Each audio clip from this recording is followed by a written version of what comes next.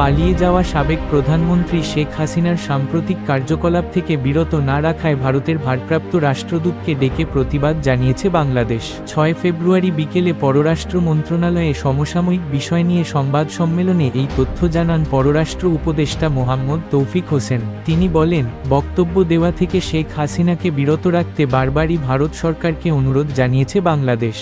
Restrain করার জন্য, যাতে করে তিনি এই ধরনের বক্তব্য বিবৃতি না দেন যেটা বাংলাদেশের বিপক্ষে যাচ্ছে। দিল্লি কি করে সেটি পর্যবেক্ষণ করছে, ঢাকা তা লক্ষ্য করছে। গতকাল ভাঙচুরের সময় সেনাবাহিনী উপস্থিত ছিল, থামানোর চেষ্টা করেছে। এক প্রশ্নের জবাবে পররাষ্ট্র উপদেষ্টা মোহাম্মদ তৌফিক হোসেন বলেন, ভারতের ভারপ্রাপ্ত হাইকমিশনারের কাছে পররাষ্ট্র মন্ত্রণালয় একটি প্রতিবাদপত্র হস্তান্তর করেছে। শেখ হাসিনা এ ধরনের কর্মকাণ্ড থেকে বিরত থাকলেও নয়া দিল্লির পক্ষ থেকে কোনো জবাব পায়নি ঢাকা।